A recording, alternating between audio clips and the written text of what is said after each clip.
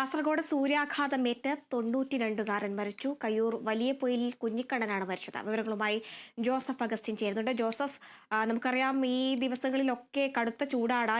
സംസ്ഥാനത്ത് തന്നെ ഏറ്റവും കൂടുതൽ ചൂട് രേഖപ്പെടുത്തുന്നതും കാസർഗോഡ്, കണ്ണൂർ ജില്ലകളിലൊക്കെയാണ്. ഇപ്പോൾ ഇതുവരെ മരണങ്ങളൊന്നും റിപ്പോർട്ട് ചെയ്തിട്ടുണ്ടായിരുന്നില്ല. എന്നാൽ ഇന്ന് ആദ്യമായിട്ടാണ് സൂര്യാഘാതമേറ്റ് ഒരാൾ മരിച്ചു എന്നുള്ളൊരു വാർത്ത പുറത്തു വരുന്നത്. വിശദാംശങ്ങൾ എങ്ങനെയാണ്? ഹരിത, ഇന്ന് ഉച്ചയ്ക്കാണ് ഈ സംഭവം നടക്കുന്നത്. കയ്യൂരിൽ വെച്ചാണ് ഈ സൂര്യാഘാതമേറ്റ് 92 വയസ്സുകാരനായ വയോധികൻ മരിച്ചത്. വലിയ പൊയിൽ സ്വദേശി കുഞ്ഞിക്കണ്ണനാണ് മരിച്ചത്. ഉച്ചയ്ക്ക് 2:30 വീടിന് പുറത്തു നിൽക്കുമ്പോഴായിരുന്നു സൂര്യാഘാതമേറ്റത്. ആ പൊള്ളലേറ്റ ഇയാളെ ഉടൻ തന്നെ ചെറുവത്തൂരിലെ സ്വകാര്യ ആശുപത്രിയിൽ എത്തിച്ചെങ്കിലും ജീവൻ രക്ഷിക്കാനായില്ല. ഹരിത സൂചിപ്പിച്ചതുപോലെ തന്നെ ഈ കഴിഞ്ഞ ദിവസങ്ങളിൽ വലിയ ചൂടാണ് കണ്ണൂർ, കാസർഗോഡ് ജില്ലകളിൽ രേഖപ്പെടുത്തിയിരിക്കുന്നത്. രാവിലെ 10 മണിയാകുമ്പോൾ 31 ഡിഗ്രി സെൽഷ്യസിൽ നിന്ന് ഉച്ചയാകുമ്പോഴത്തേക്കും 35ലേക്കും 7ലേക്കും എത്തുന്ന ഒരു സ്ഥിതിവിശേഷമാണ് ഉള്ളത്.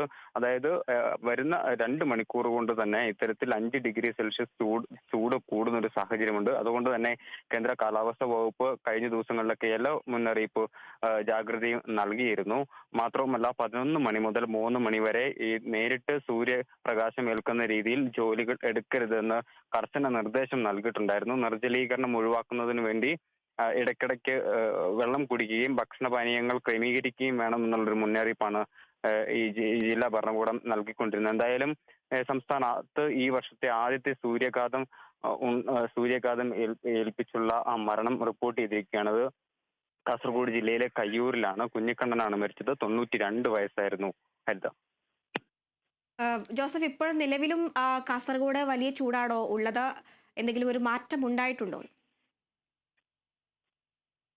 ഹരിത, ഇപ്പോഴും കനത്ത ചൂട് തന്നെയാണ് കാസർഗോഡ് ജില്ലയുടെ വിവിധ മേഖലകളിൽ രേഖപ്പെടുത്തിക്കൊണ്ടിരിക്കുന്നത്. കാസർഗോഡ് ജില്ലയുടെയും കണ്ണൂർ ജില്ലയുടെയും ഒരു പ്രത്യേകത, കൂടുതൽ ചെങ്കൽ പ്രദേശങ്ങൾ കൂടുതലുള്ള പ്രദേശം കൂടിയാണ് കാസർഗോഡ് ജില്ല. അതുകൊണ്ട് തന്നെ ഇത്തരത്തിൽ ചൂട് നിയന്ത്രിക്കുന്നതിനാവശ്യമായിട്ടുള്ള തണൽ മരങ്ങളൊക്കെ വളരെ കുറവാണ്. ഇതാണ് വലിയ രീതിയിലുള്ള പ്രതിസന്ധി സൃഷ്ടിക്കുന്ന ഒരു സാഹചര്യം. ഈ ചെങ്കൽ പാറകളിലേക്ക് വലിയ രീതിയിൽ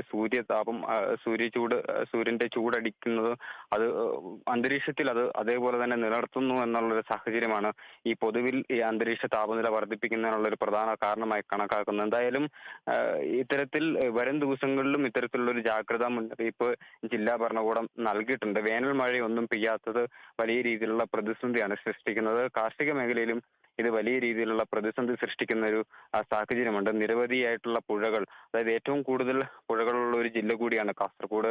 ഈ വലിയ രീതിയിൽ ഈ പുഴകളുള്ള ജില്ലയായിട്ട് കൂടിയും ജലക്ഷാമം രൂക്ഷമാകുന്ന ഒരു സാഹചര്യമാണ് ഈ തുടക്കത്തിൽ തന്നെ നമുക്ക് അനുഭവിക്കാൻ സാധിച്ചത്. എന്തായാലും ജില്ലാ ഭരണകൂടം വലിയ രീതിയിലുള്ള മുൻകരുതലുകൾ സ്വീകരിച്ചിട്ടുണ്ട്.